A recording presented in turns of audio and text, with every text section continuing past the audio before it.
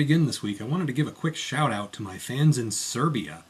Looking at my numbers on YouTube, apparently I'm most popular in Serbia. So hey, thanks. Go Serbia. Alright, I'm at the end of disc 2. That means I have 6 more discs to go for season 2. Well, I guess that'll teach me for trying to be optimistic. But this is the episode where we finally get the bulk of our new season 2 characters. Mind you, we get absolutely no explanation of where they came from, but here they are. I guess we're just expected to believe that an extra 15 Autobots were hanging around this whole time and we just didn't see them. The important thing is, new toys! New toys!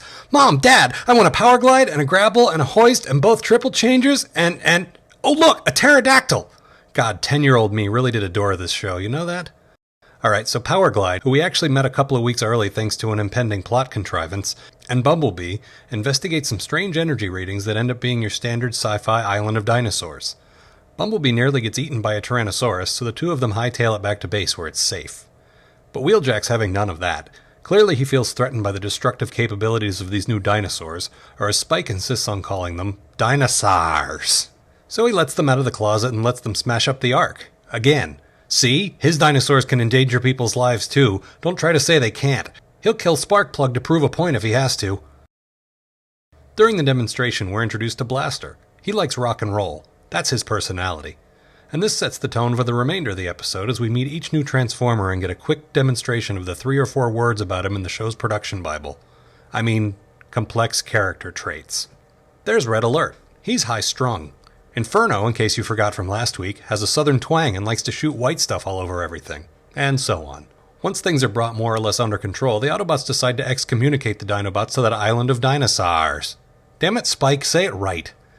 But actually, notwithstanding the fact that it's a pretty infantile suggestion to put the dinosaur robots on an island with real dinosaurs, maybe keeping the huge lumbering guys in a big open space instead of indoors isn't the worst idea ever. So they head back to the dangerous prehistoric island of monsters, and naturally they bring Spike along this time. Why wouldn't you?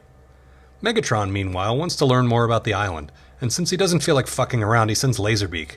Wow, maybe he's finally learning a thing or two. Oh, did I mention that Power Glide is a show-off who talks about himself in the third person? That's his personality.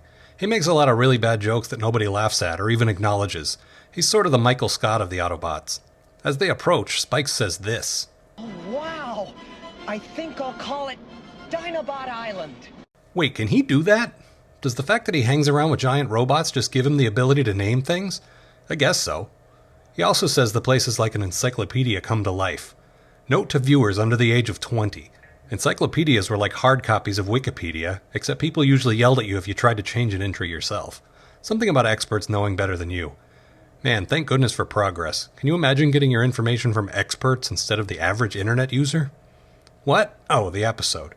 Well, as you'd expect, we spend far too much time watching Spike get in and out of trouble with the native population of Dinobot Island. They probably hate the way he says their names too. Anyway, Laserbeak reports back to Megatron, who naturally starts drooling over the precious, tar pits and geysers on Dinobot Island. Maybe he plans to eliminate the middleman when it comes to fossil fuels and just burn the dinosaurs directly for energy. Or maybe he wants his own cool volcano fort like the Autobots have. It really doesn't matter. He wants the island. That's all you really need to know. Meanwhile, the Dinobots use their new playground to practice and hone their abilities. And I gotta give credit where it's due. This two-parter may exist primarily to push that new wave of toys on us, but at least they gave us some quality time with characters we already know. Sure, that just boils down to selling us toys as well, but I don't know, it just seems less crass somehow. The Decepticons show up and start collecting the energy of Dinobot Island. I've mentioned before just how impractical this whole Energon Cube thing is, but the concept is brought to thrilling new heights here. There's new Decepticon Blitzwing flying to the bottom of a volcano with a single Energon Cube and waiting for it to erupt. There has to be a better way to do this, guys. Honestly.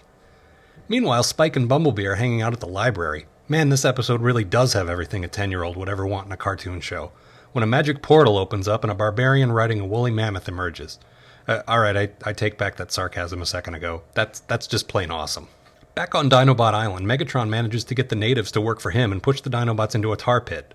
I think that might actually be ironic. Man, I love this episode, and we get more of it next week. Yay! And now it's time for this week's English lesson. Wow, live dinosaurs. Dinosaurs. Dinosaurs, not dinosaurs. Hang in there, Bumblebee. save a guy without doing a commercial? Grimlock, stop stumbling around and end this chaos. Transform! Yes, me, Grimlock, stop stumbling. Dinobot, transform and end chaos.